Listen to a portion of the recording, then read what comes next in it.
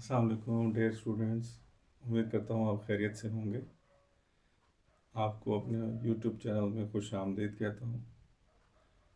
आज का हमारा टॉपिक नाइन्थ क्लास के हवाले से है कि नाइन्थ क्लास के उर्दू के पेपर में मारूज़ी हिस्सा किस तरह से आएगा। बहुत से बच्चे इम्तिहान में प्रैक्टिस करने के बावजूद भी सही तरह से मारूज़ी नहीं कर पाते। इसलिए मैंने सोचा कि मैं एक वीडियो बनाऊं और जिसमें उनको ब्रीफ करूं कि नाइन्थ क्लास में उर्दू का जो पेपर आएगा उसमें मारूज़ी किस तरह से आएगी, उसमें क्या क्या हिस्सा शामिल होगा।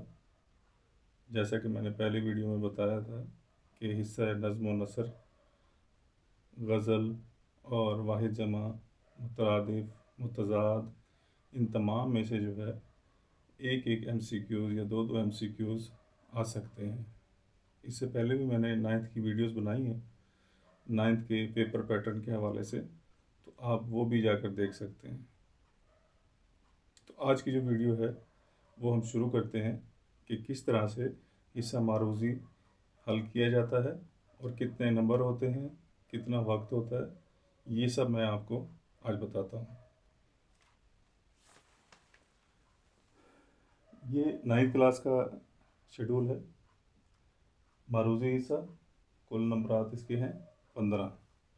उसके बाद कुल वक्त 20 मिनट। 20 मिनट के अंदर इसमें जो है आपकी ऑब्जेक्टिव हो जानी चाहिए। बाज़ बच्चे ये कोशिश करते हैं कि हम आखिर में कर लेंगे, जबकि ऐसा नहीं होता। जो बोर्ड का पेपर होता है उसमें सबसे पहले मारूज़ी की जाती है, उसके बाद जो है आपने सब्जेक्टिव वाला हिस्सा करना है, यानी कि हिस्सा इंशाइया करना है। तो ये मारूज़ी का हिस्सा है। कुल नंबरात 15 हैं और कुल वक्त जो है वो 20 मिनट का होगा।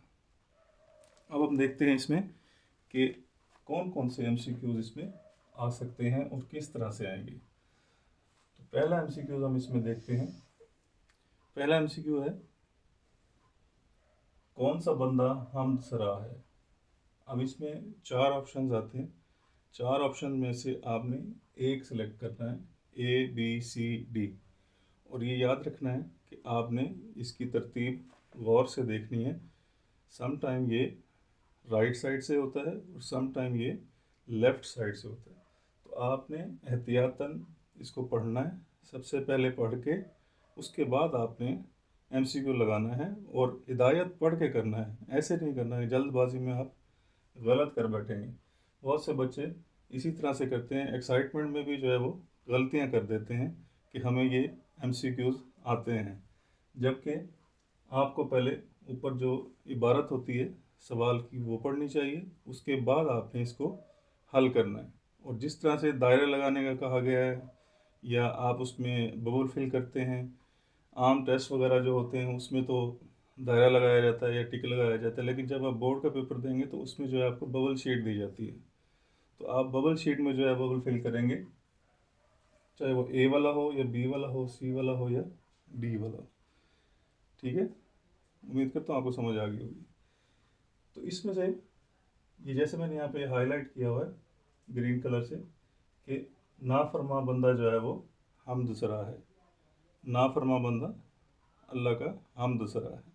इसके बाद दूसरा ऑप्शन है जी मुतज़ाद में से, मुतज़ाद अल्फाज के तकदीम का मुतज़ाद है।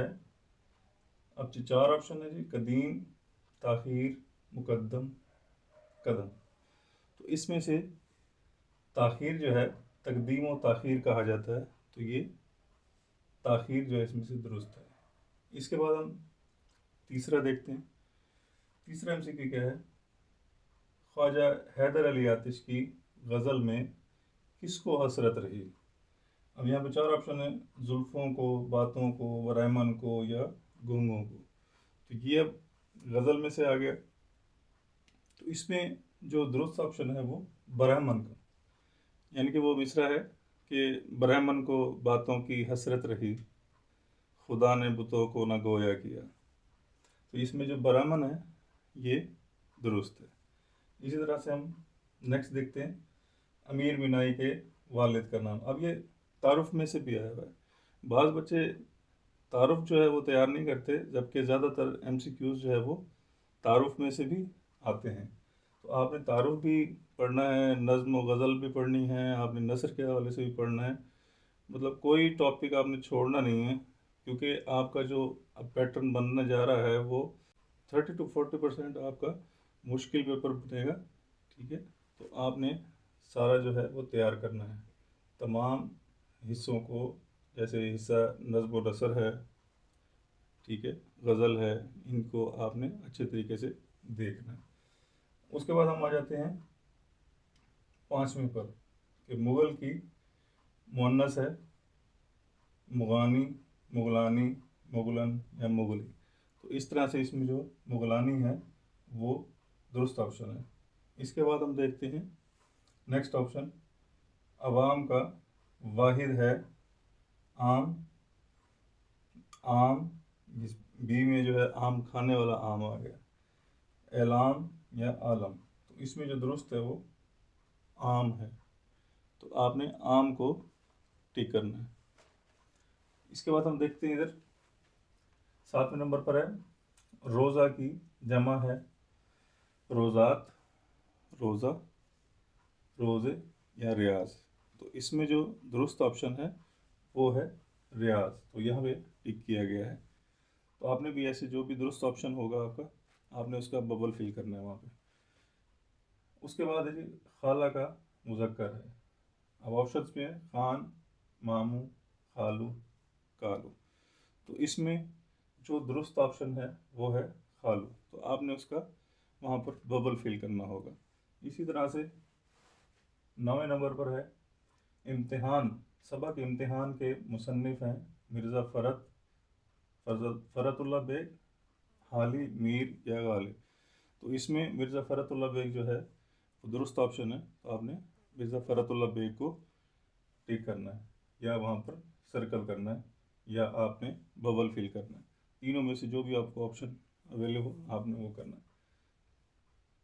10वें का है अलगरज, हमारे बंगले का मिजाज हर जाविये से था, क्या था, तदब्बुराना, अमीराना, आजजाना या खाकसाराना।